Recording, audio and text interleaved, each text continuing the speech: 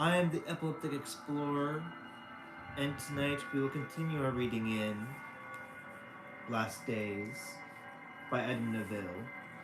This is a novel, and that I've been reading for a while now.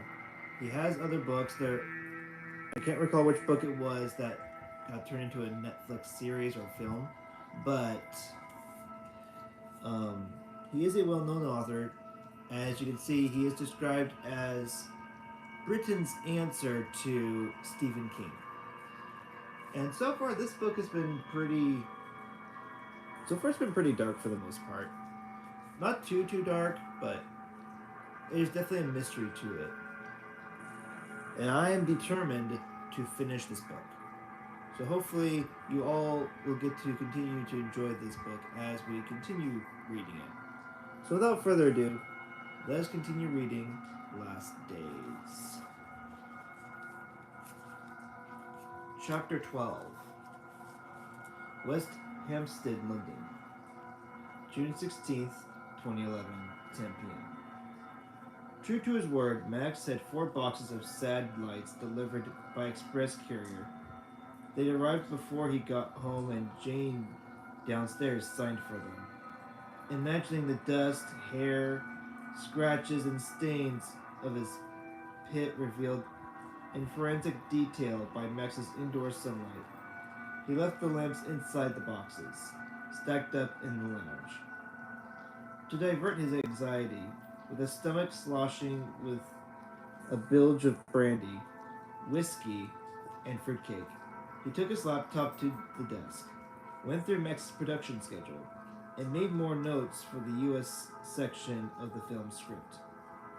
2 interviews had been arranged by Max with 2 cops involved in the 1975 Last Days murders.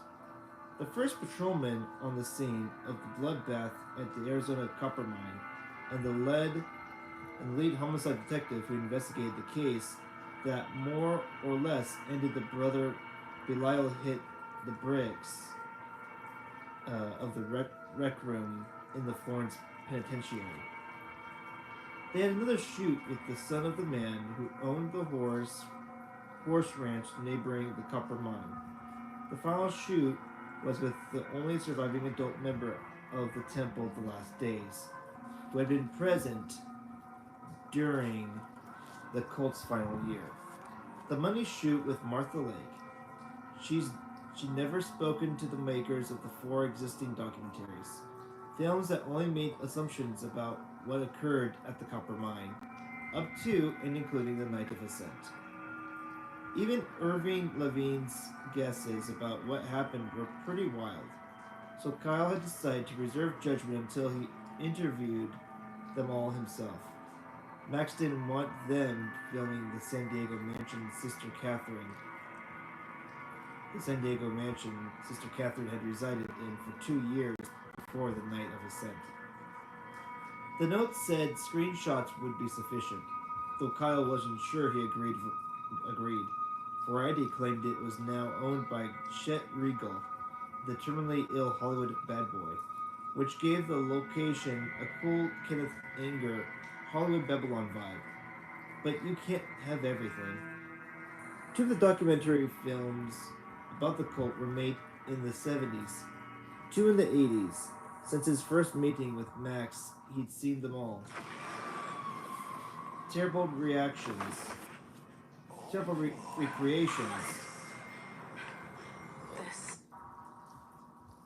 with amateur actors plagued them. Bits of the same bleached news footage in everyone too. Cops and lawyers with sideburns and collar-length hair, aviator sunglasses under the desert sun at the copper mine, or walking into the courthouse in Yuma. Black and white cars lined up, and cops herding skinny figures under blankets into the halls of justice. Women reporters in flared pastel trousers and fitted blouses, their thin wrists holding microphones like steel toffee apples. The governor of Arizona in black framed glasses speaking on national news. The police chief sweating. The coroner, the DA, all the boys from City Hall. And the very same photos in the plate section of Levine's Last Days true crime bestseller paperback have been recycled ad infinitum.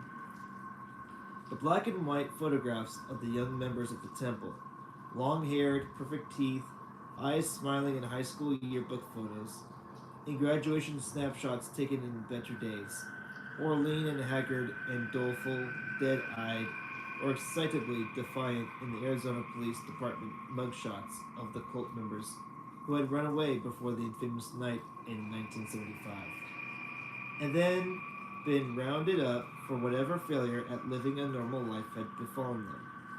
Only one of the documentaries, Children of the Beast, had a decent production budget because there were several minutes of helicopter footage of the mine, of Sister Catherine's mansion from above, and the distant Sonora Desert looking like the big surface of an uninhabited planet, where the cult had frolicked and then hunted each other with high-powered rifles when, when it all went down. There was still a lot of hearsay in Children of the Beast, as well as its rivals, from people not directly connected to the cult. Three old television celebrities from 70s Hollywood rambling on about Catherine's charisma, her allure, her uncanny ability of telling them exactly what they were thinking and feeling, as she sashayed around B-list parties wearing Chanel and Yves Saint Laurent, told them things they had never told anyone before. Blah blah blah. Things they could not articulate to themselves. Blah blah blah. There was a clumsy and unraveling probe around her connection to Scientology in all four films, and a fismal of Catherine's arrest for running a brothel in London in the early 60s. Somewhere upon its lurid cover, every DVD case featured either the famous pop art portrait of Catherine, a cross between an overweight Elizabeth Taylor with long Mona Lisa hair, the smile equally beguiling, or the one reinterpreting her as a jolly, red-eyed false messiah. Not one of the other filmmakers visited the French farm or the Hollywood Park headquarters, he guessed, due to budget implications. There was nothing in any of the films about the paranormal aspects of The Last Gathering, aka the Temple of the Last Days, that he literally walked into. Instead, they all dealt with the murders, the blood, the mute, naked children, the decapitation of Sister Catherine. Before Jim Jones trumped Sister Catherine 3 years later, during his notorious White Night of Guyana, by poisoning 900 of his own followers with fruit squash and strychnine. When he was done with the script, the flat stank of stale cigarette smoke, and the cat was asleep in the middle of his pillow. The television went off, on and off. Kyle checked his emails. No word from Dan. He sorted his laundry and began packing a rucksack for America. He'd redrafted his script and do the shooting log the following day, then revise it on the 10-hour flight, get to the shoots early and scope out the sites, while also working out the best compositions. The last four interviews were going to be done in record speed. On the sofa, he flicked through the plate section of Irvine Levine's Last Days, because he couldn't leave the book alone for long. Stared at Sister Catherine's plump, though not unattractive face, then stared at the dark Rasputin looks of Brother Belial on the opposite page, the thin bearded visage of the man who helped shoot and kill four of his temple mates, who tried to run on the night of ascent, then murdered Sister Catherine and cut the throats of four of his comrades in the seven, before being found by the police at the copper mine with five raggedy children 40 minutes after the owner of the neighboring ranch raised the alarm about a fire, a UFO, barking dogs, and the sound of gunshots at the last day's commune. Dogs. Always with the dogs. Kyle drifted over to his bed.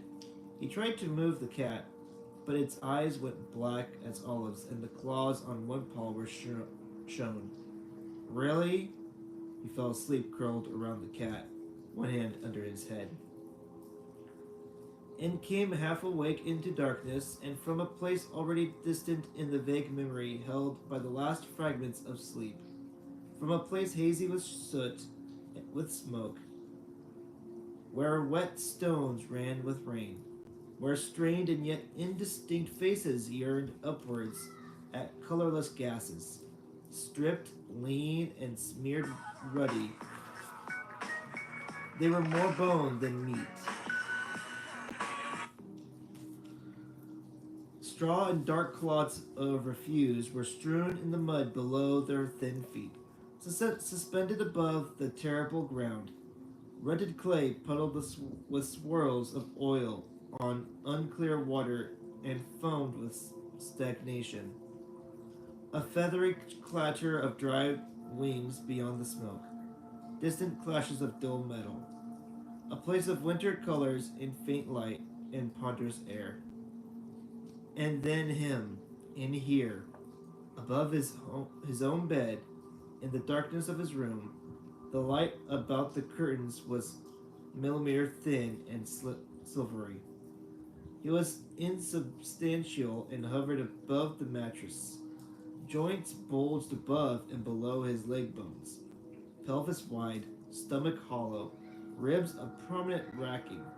He could sense every inch of his wastage. Scrawny-throated, he murmured for water. Parched and lipless, his death mask face lay in a fanned halo of colorless hair.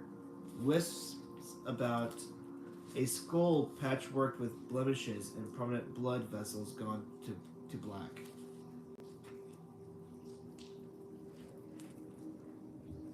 Okay. And too long, these feet that hung in the cold air, and this length of clawed finger on gristle hands too weary to move from where they had been cast outwards like the crucified of the air. He was gone from himself and was inside this thing. Twisting, he fought and struggled to wake the moment he half comprehended the entrapment inside something frail and unfamiliar above the bed. A body that still rose gently to the ceiling he could not see.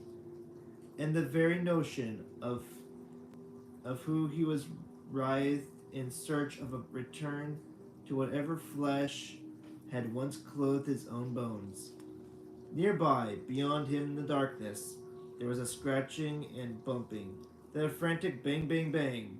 The noise erupted from another room, but one close by. Then he dropped, and came awake from a sense of being in the air, was shocked into a palsy, a jerking in disorderly bedding, and left panting, turned on his side, cramped over, bent in half. Slowly, he explored his face with tremulous fingertips, felt stubble around an immediately familiar mouth, his snub nose, his tatty hair. The rush of recognition spread, and he lengthened his own black, his own legs and arms, clenched his fists and curled toes, sat up. There had been bumping, but now there was only scratching, frantic carpet pulling. The cat, somewhere out by the front door. Kyle rolled across the bed and turned the bedside lamp on, squinted in the light that bruised his eyes, staggered from the bed and crossed the room that functioned as the bedroom and living room, snapped on the hallway light, and peered down the corridor. The cat turned its head briefly from where it crouched at the front door. Noise dipped to the thin crack between the mat and the door. It glanced at him only to flash eyes gone to ebony marbles in fright. Its hackles were up. Out, out, out! Let me out! Feet numb and dragging like he had a trapped nerve in his groin. Kyle careened down the hallway, past the kitchen and bathroom. The caravan dimensions and dollhouse appliances were in darkness beyond doors pulled to but not closed. Somewhere within the murk of the kitchen was the litter tray, a backup. Maybe the cat couldn't wait to go, had held on, but had reached the critical moment and was embarrassed and unsettled as cats can be about such matters. Better get it outside. Wakefulness complete. Kyle shivered in the cold. If he let the cat out, he'd have to go down a flight of stairs to let it into the communal garden at the back of the block.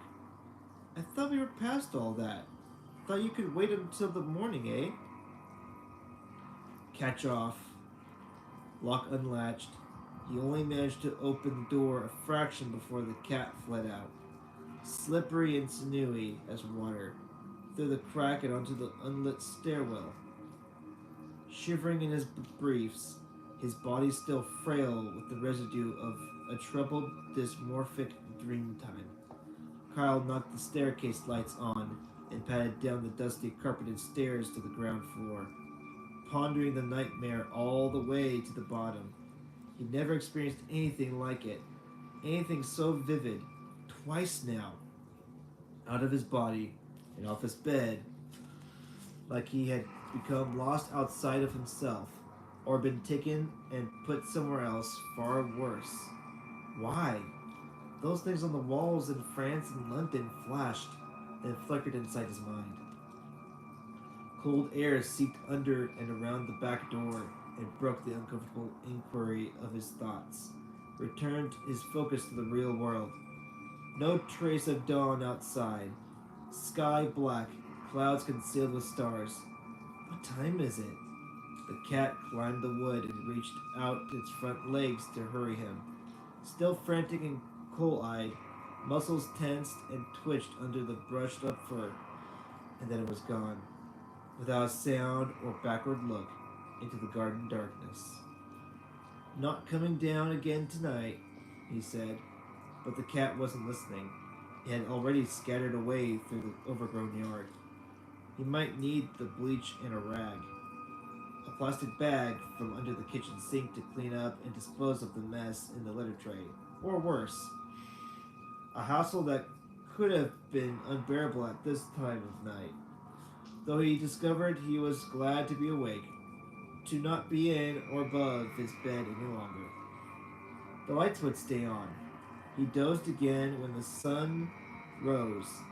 Still be up in plenty of time to start work. Would be no time for the gym again. Pity that. A trivial matter compared to the simple and profound relief of being awake. Of not being stuck inside a nightmare. But back inside the hallway of his flat, he paused under the overhead light, raised his chin and sniffed at a scent of burned hair, a whiff of decomposition, and more. Old water, damp clothes, forgotten in dark, unheated rooms. Something else too. What was that? That smell. Is bringing you more new.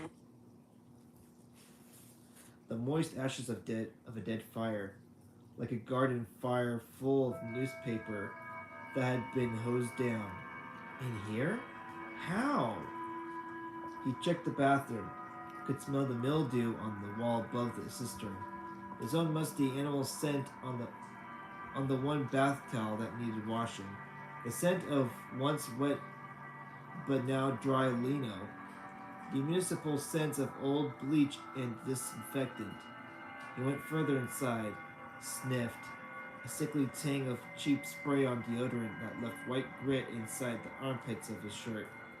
Distant, deep-welled smells of the toilet seat up. He had a good nose. He'd never taken cocaine, a rarity in film and television production. But there was nothing amiss in the bathroom. The walls were clear. He recalled the noise in his dream, the slaps, bangs, and scratching like the rake of fingers. Thought about the hotel room in Normandy. Leaned against the wall, dizzy with a sudden suspicion in the improbable becoming probable. He shivered, swallowed. Not here. Never. Please. Kyle fled back to the kitchen with his breath caught high in his chest. looked up at the wall space, saw white paint shadowed into ivory between the cabinets, and above the sink and cooker. Some cooking oil and tomato sauce splatter above the hot plates, but nothing unusual there. The litter tray was clean, the grit dry, the windows were locked.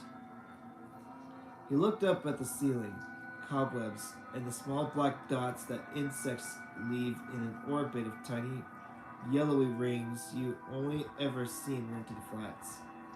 Old stains that he managed to avoid, but they were in place when he moved in 2 years ago. A small moth trembled in a corner. Beyond the one small window, the outside world was black. But the smell originated from the kitchen, was weaker now, but still noticeable, as if a window had recently been opened to air the room. He moved further inside the kitchen, chased the scent of stale carrion and bad water to the bin, opened it, not in there, peered into the cabinets under the sink. A burst of furniture polish and linen. Not there. He checked the two cupboards beside the cooker. A tang of aluminum, a trace of dust. Spun around and went across to the two cabinets that held his tins and dry goods. Opened them, and stepped back with a gasp. A tin of pineapple and a tin of red kidney beans fell and banged off the top of the microwave oven, followed by a trickle of spice cubes, a desiccated bulb of garlic, and a green net with one onion inside. After the small avalanche came a concentrated gust of stagnant water, of corruption gone dry, lit matches, wet clothes.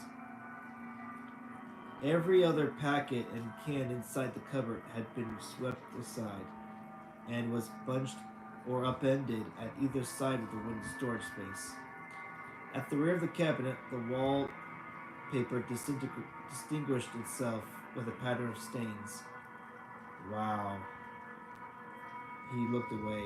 No. No. Looked back, stepped forward, kicked the onion on the floor aside. He squinted at the broad discoloration, stared and stared for some kind of meaning.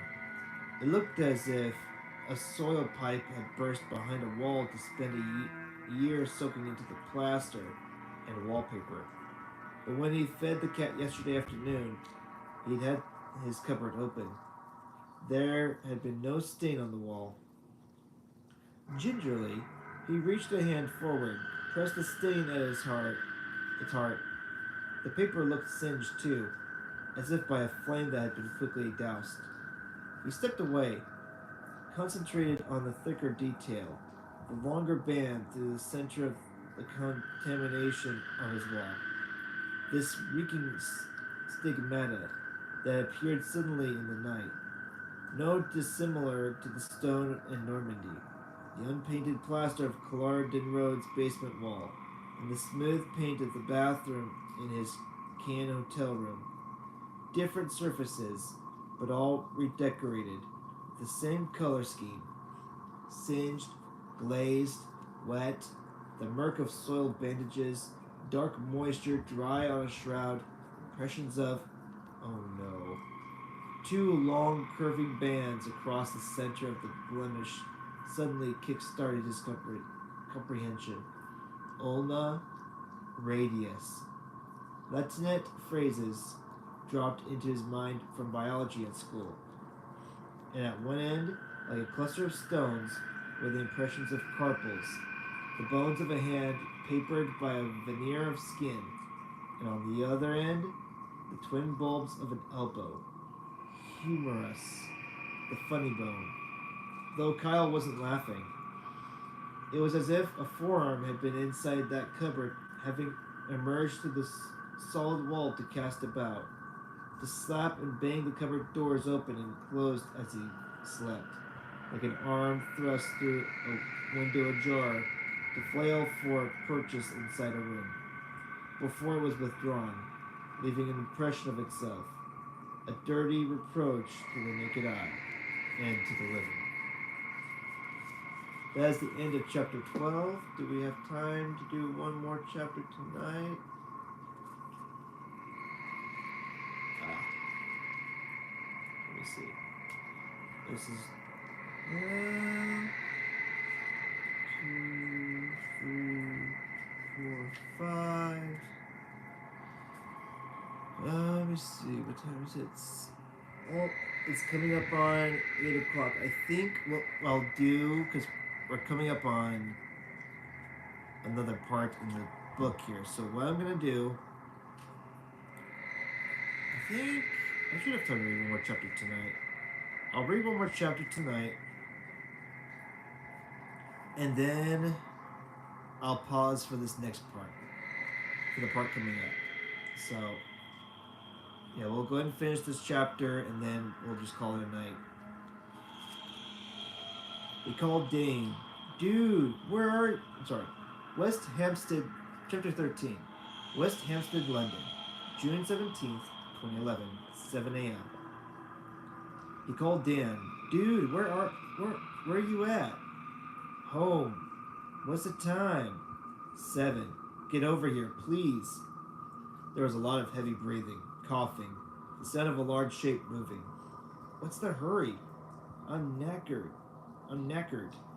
Didn't get in till 2. You need to see this. I mean, you need to see this. I already got a call about the Normandy shoot from Finger Mouse last night. He went straight to the temple scene, and he's doing his nut. Thinks you're kidding. Yeah, you're joking. Sorry. Thinks you're teasing him about the documentary and making a horror film on the QT instead. Maybe we are. And we are the cast, mate. Only Max forgot to tell us. What'd you mean? Just joking. Get over here ASAP and bring the cannon.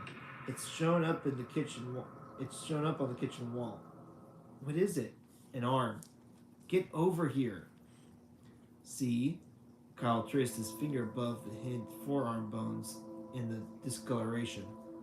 The miasma now issued a little further than the cupboard space, but there was still a residue.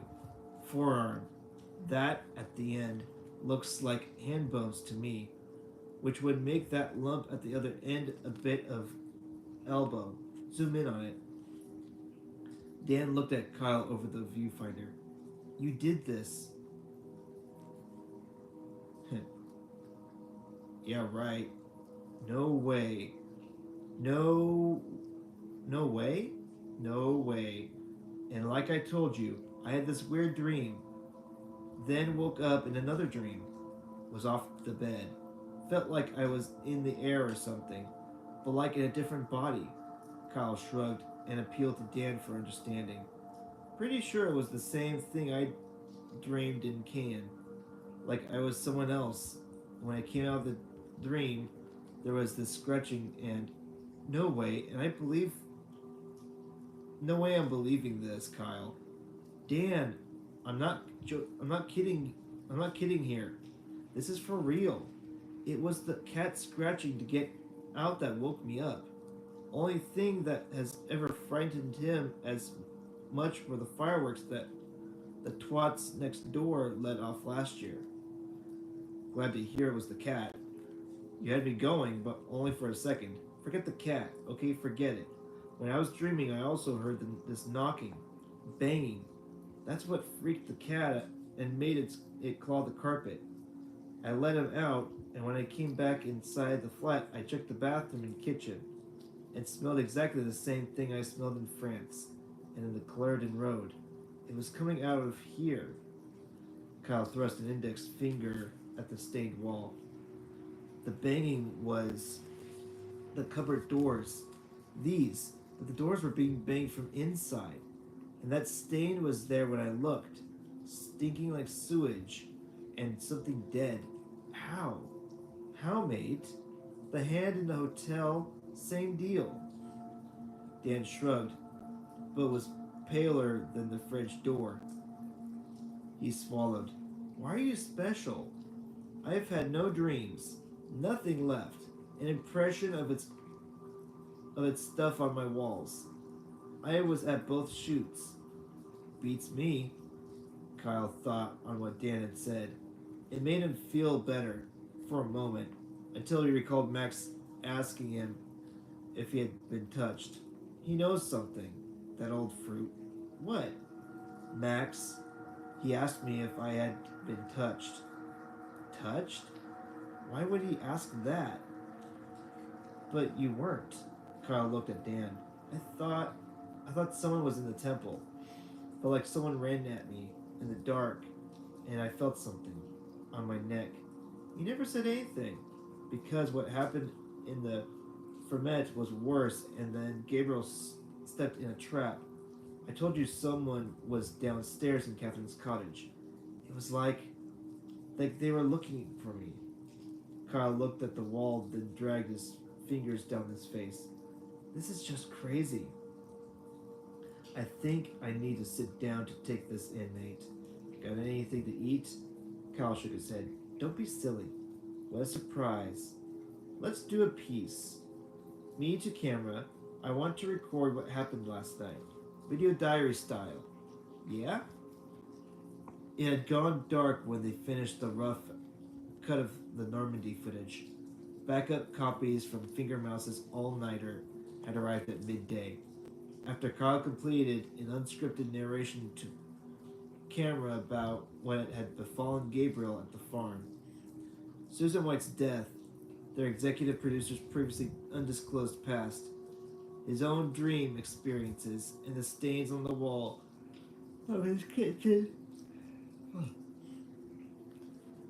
Afterwards, he went and sat alone at his desk and attempted to work on the Arizona scenes in the script and his questions for the cops. He hadn't drawn the blinds, and in a stunned silence stared at his own reflection in the bay window overlooking the street.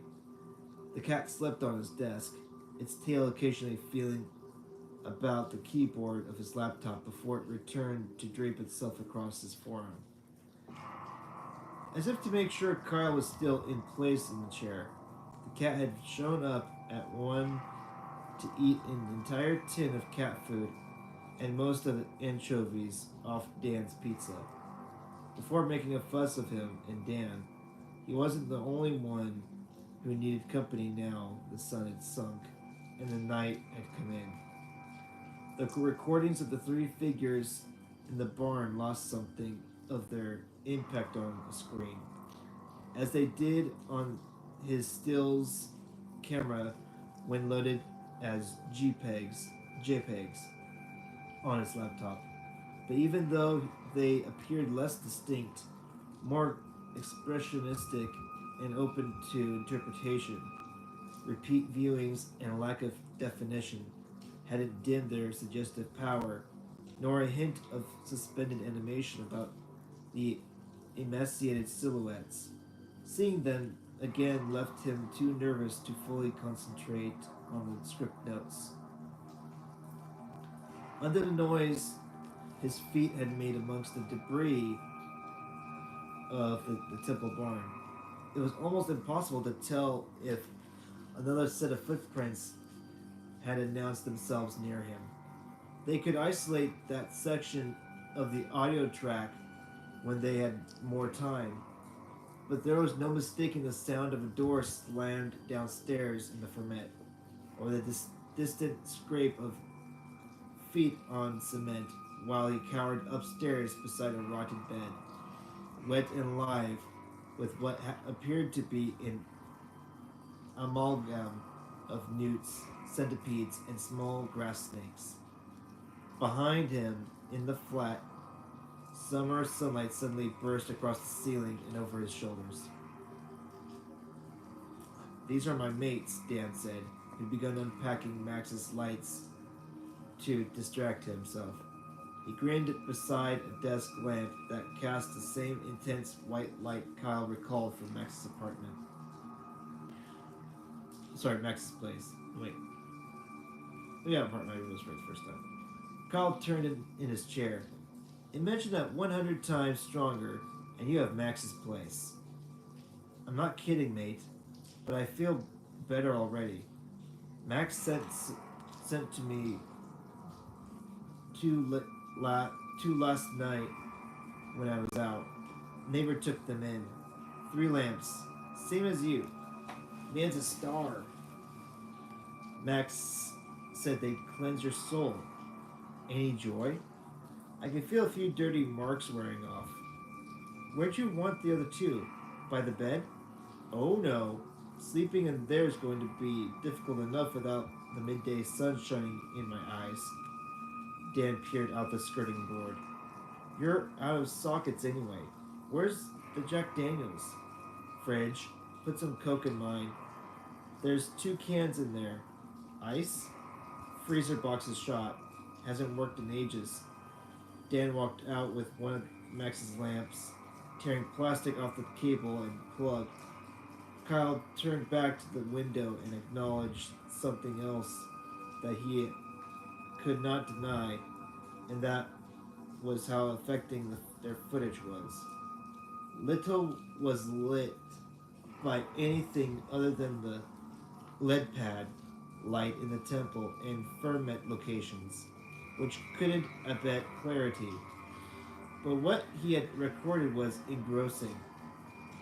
The dilapidated buildings Dan had shot in the still, silent, overgrown meadow contributed something of the atmosphere of expectation, if not scrutiny, that he'd intuited. Gabriel looked wizened, half crazed, anxious, afraid.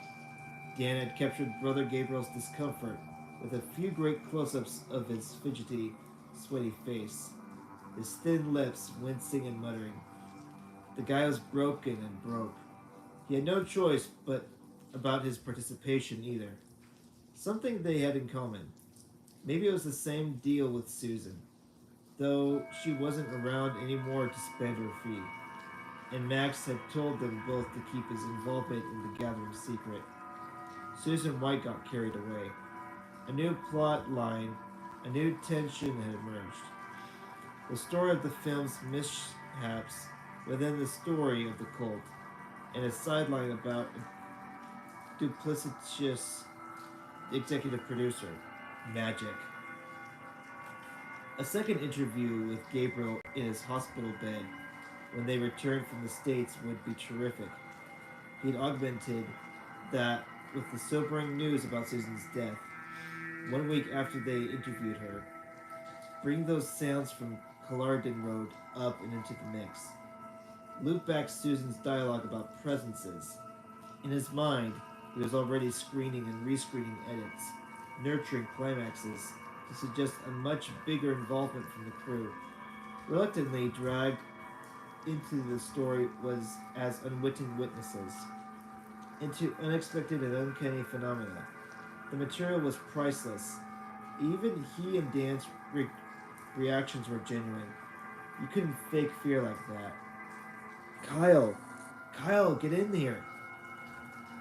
Kyle was out of his chair and at the kitchen door in 4 bounds from his desk. The cat overtook him and scratched at the front door before Kyle poked his face around the kitchen doorway and saw Dan's astonished, if not horrified expression. Look, Dan said, and nodded at the cupboard doors, still open from where they had filmed inside the cabinet. Kyle continued to stare at Dan, swallowed hard at the lump of fear that made his whole body feel insubstantial. I can't. What is it, Dan? It's going. Kyle peered into the cupboard space and saw a vague series of thin, dark lines, as if the stain had retracted back into the plaster and suddenly been scrubbed away. You rubbed it. Dan shook his head. It's the light. He held Max's lamp higher in his big left hand. I switched it on to see how bright it was without the overhead light on. You know, if it really was like daylight. And I put the lamp over there, by the cooker, where the radio is. Then I noticed the wall, and I saw it, mate. I watched it shrink in the light. It just started to fade. They looked at each other with wild and watery eyes. Neither of them spoke or could speak for a long time. Dan sat at the end of Kyle's bed and stared into the third neat whiskey. You can't. Don't start with the quitting trash. I booked the tickets online. Nate, this isn't right. Right? This is our future. We finished this film. We're out of this town for life. What we always talked about. After this, we can make anything we want, our own way, with a decent budget. Think about that. I cannot, simply cannot work one more shift in that warehouse. Mate, please. Kyle, it's too much. What if that trash comes into my flat? You ever think about that? I can't believe you'd even considered going to where they killed each other. After this? Dan, that's a warning. Dan pointed at the entrance into the hallway. You hear me? A warning, mate. Dan stared at his hands, then gulped at his whiskey. And what about the figure in the Cullardon Roadhouse? I can't stop thinking about it. That wasn't a stain or dream, Kyle. Some junkie, homeless type, Kyle said quickly, hoping more than believing it was even plausible. You don't know that. Bits of him were transparent. And where was he hiding? Favorite hot honey Think of that. We checked the whole floor. Try it, just $7. But not the loft on the second floor. We could have come from there. Possible, but we would have heard him coming down. A projection, maybe? Could Max be sending us up? No. So, who knows? But if it actually was something, there is no way we are quitting. I mean, come on, get real. What did Max say about it? He wants to wait for the US footage before he makes up his mind. He had to rush off to Susan's funeral. Convenient. You still think he's teasing us? Hard to tell. Why does he want the main focus of the film to be on the paranormal elements? Maybe because he thought we'd find something, and now we're up to our plums in head-expanding strangeness? Kyle watched fear flicker in Dan's eyes. He'd rattled his friend's fragile confidence again. He should never have shown him the thing in the cupboard or the bathroom can. But it would have been wrong not to. Though it had crossed his mind, he tried to alleviate the tension. That's our area of expertise. Kind of makes sense, if you think about it. That's Max's line. So again, I'm worried we are now talking ourselves deeper into something really weird and... Kyle cut him off. I want to do more diaries. The camera. About stuff off the record. About our unexpected involvement in the story because of the freaking material we've uncovered. And Max is not going to see these segments until after the final edit. Call it security. I read the contract again today. He doesn't even want to be referred to on film at all. Says he'll use a pseudonym for the credits. Because of his reputation, smells funny to me, like it's trash, a bit like trash. Which is why we are going to involve our executive producer in ways he can't imagine. Dan nodded, but took another nervous swig from his glass. Kyle struggled to maintain a smile. This is getting even better. We now have a story within the story. Another layer. About Max. And about us. About what we're drawing out? About what we're drawing out. You ever think of that? Another reason why this is too good to bin. That one scene in Holland Park will get his on a million screens. Maybe cinema screens. Cinema! It failed to reignite his friend's enthusiasm. I can clear my entire debt with the fee, but only if we complete. You'll be able to lay off those weddings too. Dan nodded, but still didn't look convinced. 4 shoots, 4 days. That's it. A wrap. 4 days. Come on. In America. America. Then you're done. 30 grand in your pocket. Finger mouse and me to the edit. And you step away until the premiere. Until the festivals, eh? Cannes, Sundance. They'll lap this trash up. Dan looked at his feet. Mate, I don't think I can. That's just great, Kyle nodded, because I can't do it without you. Please, Kyle, let this one go. You're a genius with a camera, Dan. It'll look, garbage without you.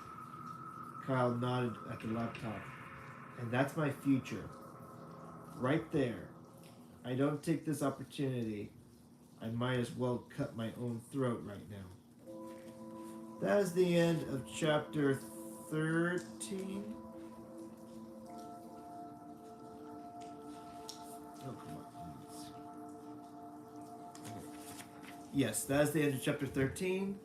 I hope you all have enjoyed this book. If you haven't had the opportunity, please, I ask you, because I was saying the chapter 13, yeah. I'm asking you to please like and subscribe to my channel. Hit the bell for notifications for more videos like this to pop up so you don't miss a video. I hope, and yeah, this coming weekend we may get some more reading done, but I'm not holding my breath right now, so we are gonna call it a night. I'm gonna try to relax because I will probably be waking up at 3 in the morning. We'll see. Anywho, hope you all enjoyed this video. Please, like I said, give this video a thumbs up. Comment down below what your thoughts are, and please like and subscribe to my channel to help us grow and help us to create more videos. So until then, this is the Epileptic Explorer, and I hope you all have a fantastic evening.